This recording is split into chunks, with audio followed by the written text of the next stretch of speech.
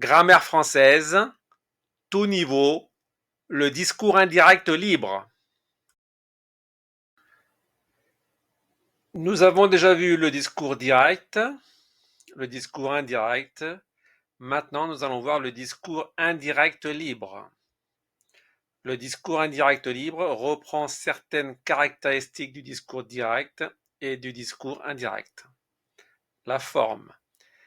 Il n'y a pas de verbe introducteur de parole, première chose. Le discours indirect libre conserve du discours direct les points d'exclamation et d'interrogation, les mots marqueurs d'oralité. Il conserve du discours indirect l'absence des guillemets ou de tirets, les temps du récit et la troisième personne. Enfin, le discours indirect libre permet d'accéder directement aux pensées d'un personnage. Alors, nous allons vite comprendre avec les exemples. Donc, nous avons 3 colonnes, les types de discours, les exemples et les caractéristiques. Donc, au discours direct. Lucie a dit à Fabien, deux points, ouvrez les guillemets, non, point d'exclamation, j'en ai assez, point, je te quitte aujourd'hui, point d'exclamation, fermez les guillemets.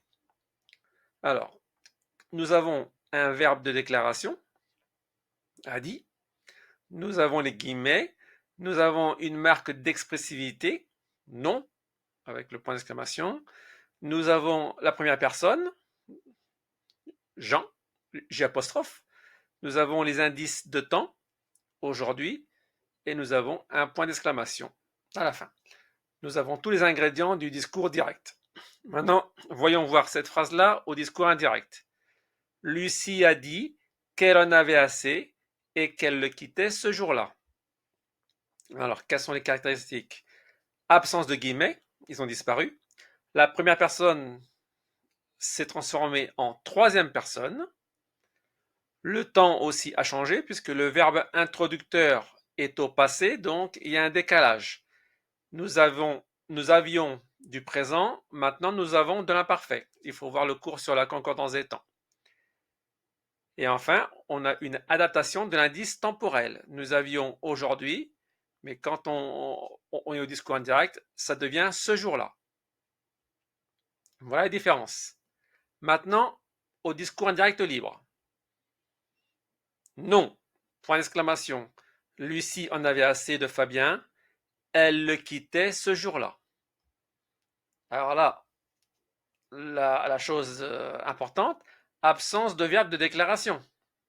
Nous en avions un au discours direct, nous en avions un au discours indirect.